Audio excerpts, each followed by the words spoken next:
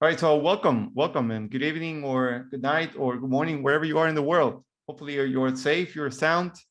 And today we're going to talk about, this workshop, this mini training about how to make your pitch deck effectively and efficiently. And this is brought to you by the Purposeful project, which is helping entrepreneurs for free. And this tonight's event is especially by them. And I'm running this on behalf of the Purposeful project, whose mission is to help 10 million people to start and grow the business. You can imagine that 10 people is a lot of people. The Purposeful project is creating this community for founders to have a safe place to go when they need help with their businesses and to ask as many questions as they like. So it's a chance for entrepreneurs to network with each other and ask for advice and get free help and, double silence on free help. So please join in. It's a great community. And this is why I'm here, because I'm on the community. And yeah, happy to help. So who am I? Who is this dude, right? So my name is Andres Urena. I'm a fellow entrepreneur. And I think the best way to describe myself is as an entrepreneur. I do a bunch of things. I've been doing a bunch of things for a while. I'm 36, by the way. And I'm the founder of Try Marshmallow and Try Amy. I'll go with that. And also I do decks for food, which is elephant, right? And, just a little back, we'll be back after that thing. Amy is a company that we started in 2020. I started in 2020. It was originally called Oscar Internet, which is still run here in Peru. I'm currently in Peru, by the way. And we help people get their Wi-Fi everywhere in their home. We sell mesh routers, which almost nobody know what they are, but they do a fantastic job, helping set the Wi-Fi at home. And we made this kind of no jargon brand to help people out. And this is my startup. This is called Marshmallow, where we basically want to build our own hardware for Try Amy, and we want to turn wireless internet access as any running utility in your house. Come on, it's 2020 and we don't have kind of Wi-Fi as a running utility. It's nonsense. So those are some kind of prototypes of the little pebbles we're trying to kind of place around the house. And you can get Wi-Fi even in your bathtub. So I think that's really cool. And of course, I work in Elephant. Elephant's kind of my side business. I will say that I do decks for food, right? I help a lot of people make their decks. This is a video of a client that was working just yesterday, and we built decks, and we've had a lot of luck. I've been doing this for about 8 years for many different clients. We had a studio in the beginning. We had a lot of people. Then now it's kind of downsized, but it's better that this way because we kind of focus on this specific product, and we've helped for example, AGP, that they are one of the main providers of Tesla, if you didn't know that. Startups, build their pitch decks, even corporate executives, from mining companies and whatnot, present at events.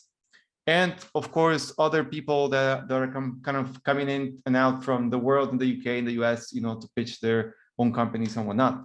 And as you can see, there are many names because we help people. We help specific people. We don't help brands. We like to say that we talk to CEOs, executives, and C-levels because they need a lot of help. And we've had a lot of luck. Again, we've worked with a bunch of brands over the world. And specifically in the UK with BT Sports, Heights, and a couple more. And I think it's really cool because we get to kind of build those kind of relationships with the people that build slides, right? So enough of the ad. So what's on? What has happened, right? So what's the problem, right? For the love of God, we need better presentations. We need better text. I mean, 35 million PowerPoint presentations are given every single day. And this is no joke. It's true. It's true. There's a BBC article about that, where they were staggering, 30 million PowerPoint presentations. Probably it's more now because the article is from 2018. And a lot of people use PowerPoint, and they use it, not very effectively and efficiently, to say the least, right? So it's a problem, right? It's a problem that we get really terrible slides in every part of the world, right? So what happened?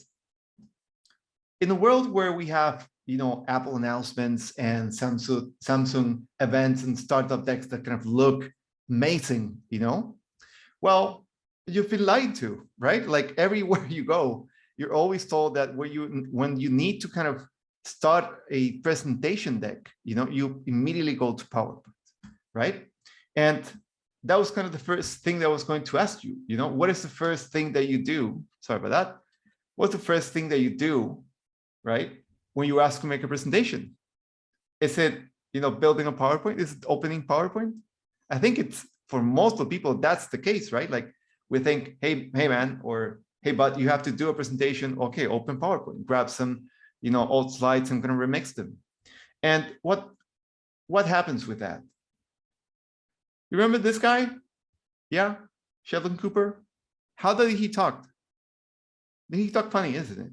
Like he started talking really organized, really kind of sequentially, right? Like he was almost a machine, and that was kind of his character, right? It was strange, it was odd, it was part of the character. And I think you start building a deck by opening PowerPoint because presentation software forces you to think sequentially, and people communicate interactively. We talk to one another, we construct arguments with one another, right? So you say something, I get it, then I can process it, give it back. And the problem with PowerPoint is that you have to kind of imagine yourself kind of talking with them in a monologue, in a way that is not interactive, right? Kind of like in a sense like I'm doing right now, but I'm trying to kind of push the conversation, and whoever is behind the camera, just trying to interact with them, right? So you do not start, a presentation with a PowerPoint software, or for any presentation software for that matter. All right. So that's kind of the first key idea that I want you to kind of keep in your mind. You don't start building a deck by opening a PowerPoint presentation software, or any for that matter. All right. Great. So, all right, man, this is a cool story. Now what? So what do we do? So if we don't start a PowerPoint, where do we start, right? Okay, so this is a workshop I usually do with a lot of clients, especially when I'm building kind of their decks from the beginning. And it's a workshop called Bain's Method. And the idea of this is kind of to, get all of the post-its, all of the ideas, all of the things they want to say in a very visual way, in a wall, in a glass wall, whatever, And it's very funny because I start to ask a lot of questions in terms of what they want to talk about, what are the pains and whatnot. I'll go through in a minute, right? And as you can see, we have a bunch of post-its, and we're just talking about that in terms of what they want to express in that part. And what I usually ask to them, is kind of these questions, right? Like, imagine that first, that your deck is due tomorrow, and what are those 10 slides you must include?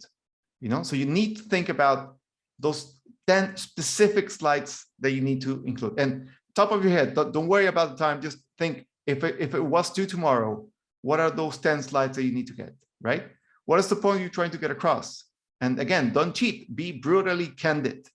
And once done, confront it with the next tool, which is the Bain's Method tool. So try to brainstorm, you've already done that exercise, and then try to brainstorm about these questions. What is your audience? What your audience might be thinking about you?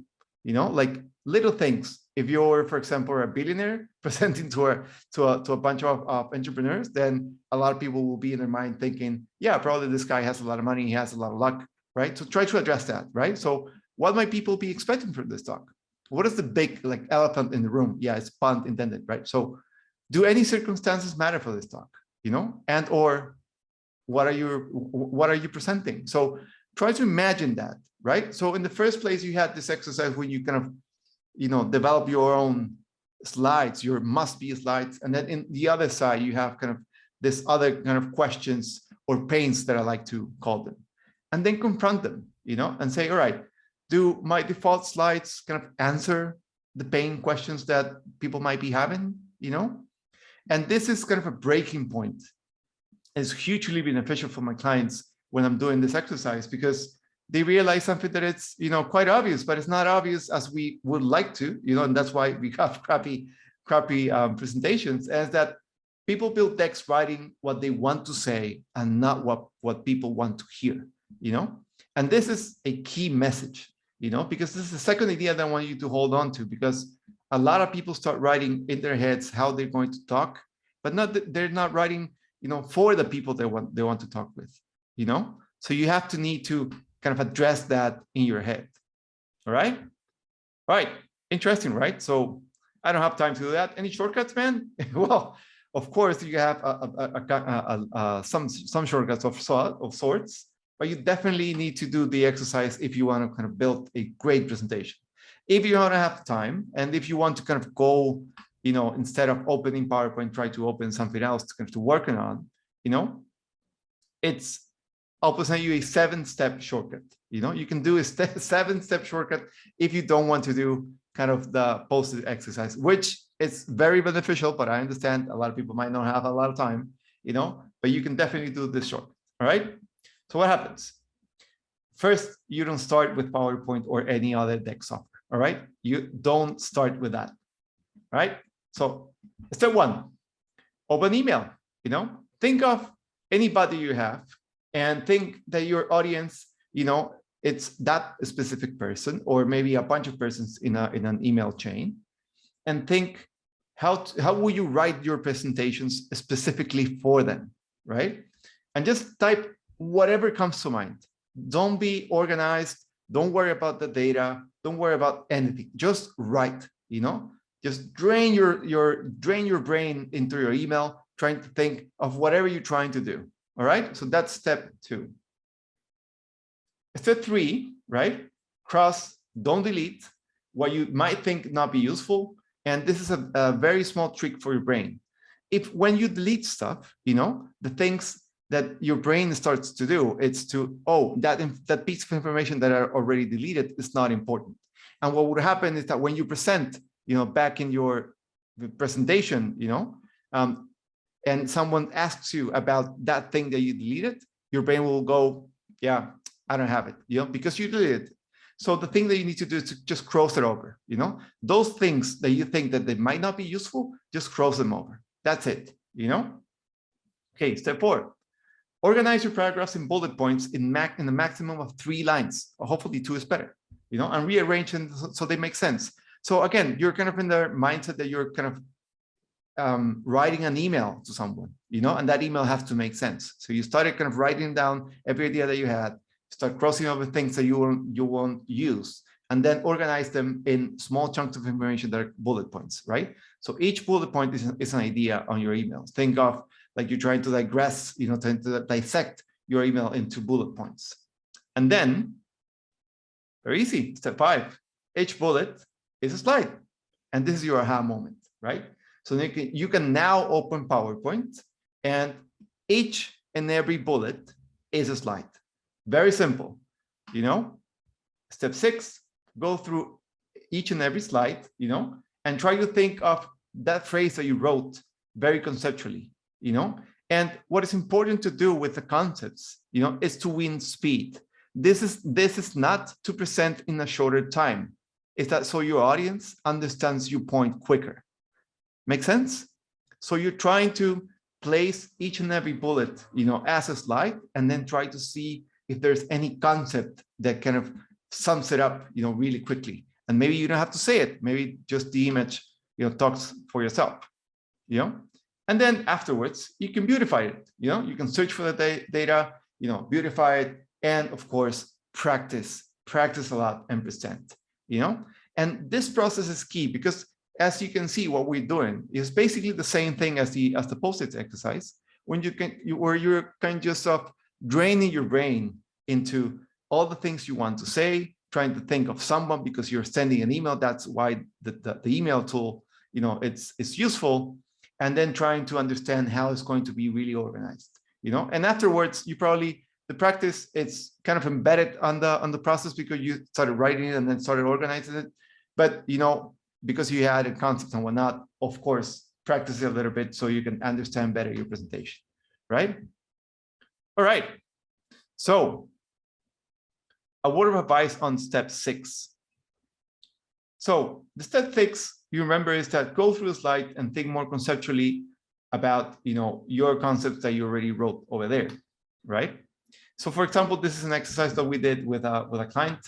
And you can see there that there was a post-it that said agiles. We want to be agile. We want to see how agile meant, and kind of thinking about the solution of that, and to kind of to be more quicker in terms of understanding what we're trying to say, it's just thinking about this great scene about the Matrix.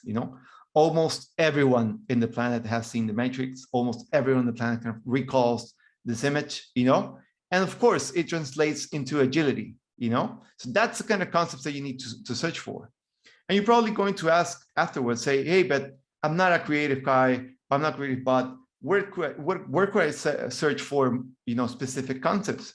And I'll get back to you and say, just search for the top lifetime gross movies, and then you have a bunch of references, and this is the top lifetime gross movies of all time. So you can just check those, and almost every people has seen any of these movies, and just try to remember a scene that's very memorable, or even a meme, and that could help kind of conceptualize a concept that you're trying to do.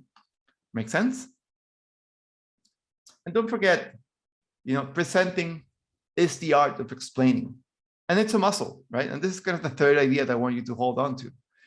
If you don't practice it, it'll go away, and you need to practice it. And this whole process is the whole muscle, kind of learning to understand what are you trying to say, who are you trying to say it to, and then kind of practice that message when you're trying to kind of present to someone. All right.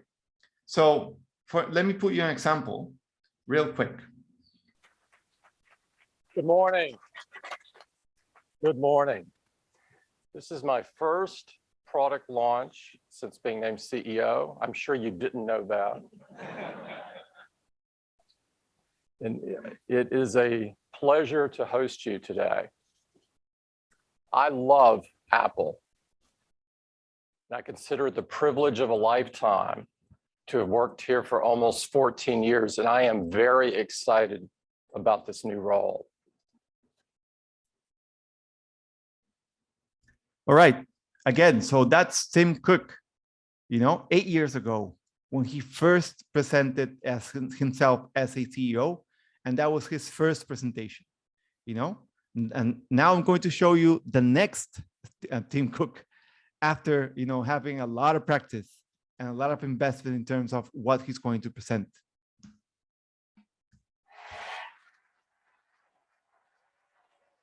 Thank you. Thank you. Thank you. Thank you. Thank you. Thank you. Good morning and welcome to the Steve Jobs Theater. As you can tell, today's going to be a very different kind of event. We've got some really exciting things to share with you, and we're going to have some fun along the way. So let's get going. For decades, Apple. All right. You see, it's a complete change. It's not the same Tim Cook that it was 8 years ago. It's completely different, and that's why it's important to practice. It's important to understand that this is a muscle. This is a muscle that you need to exercise every single time. And it's a huge difference. I mean, that guy, he was stiff, he was as stiff as a brick, and now it's completely open. He's completely welcoming. So that's a muscle that you need to train, right? So at Elephant, we want to build, decks and help business leaders kind of look good, and help them gain perspective on their central message, and give them tools kind of to support, and give an excellent delivery. And we have a couple of products, Keynote Express, where you kind of send us your presentation deck already done, and we'll kind of fix it, right? And this is, a very simple process. We just grab it, send you a couple of designs that you maybe like, and then kind of go into the revision stage. And also we have the Keynote Plus service, where we just kind of, understand the whole process that you already saw. We'll do the post-its, we'll do the context structuring, we'll do the graphic design on the side, and we'll kind of, in the end, try to structure them together, And if anyone is hearing right now, again, we have a very fast-tracked, integrated methodology where we can build great presentations focused on people and not brands. And we offer, this is our services. We have services for everyone that want to kind of help them build the deck. So I'll be happy to help in that matter. Again, don't forget about kind of this three things that I want to kind of hold on to. The first idea is you don't start building a deck by opening PowerPoint. Don't open PowerPoint. Open your email or open a Word document. That's much more efficient, Then people need to build decks not writing what they want, but understanding that people do decks writing what they want to say, not what people want to hear. Yeah. And the other thing is presenting is the art of explaining, and concepts kind of help you gain understanding. That's, remember, step 6. And of course, it's a muscle, so you need to practice that. Again, huge thanks to the Purposeful project for bringing me to this kind of mini training or mini workshop. I'm very happy to be a part of the community. I'm very happy to help. And yeah, let's stay in touch. And this is me. Send me an email, shoot me an email, or Twitter or an Instagram, and I will help to. I'll happy answer it too. Benjamin has a question though. Is there any common mistake people make when trying to implement your methods and how to avoid it? Okay, very good question. So yeah, so they try to jump steps. That's it. They try to kind of it's kind of a PowerPoint itch. A lot of people try to open the PowerPoint first at whatever stage. And so be patient. Don't open it. Just write it down. Follow that kind of very methodological step-by-step process. And then you'll have your slides. And I think the other point is when you are working in a team, you definitely want to do the post-it exercise. Because then it's so much clearer for everyone what are the decisions that everyone's taking, in terms of the slides. If you just kind of send slides, back and forth through email, nobody understands the logic, the logic behind it. And that's important. That's an important thing, so yeah, so do not jump steps. And if you work in a team, please, get together safely and just put the post-its on the wall and try to understand what's the logic, behind kind of addressing all the different things that you need to address. Yeah. Amazing. Thank you, Talia, and thank you for the invitation and the Purposeful project. Hopefully we'll see you soon. Thank you so much. See ya. All right.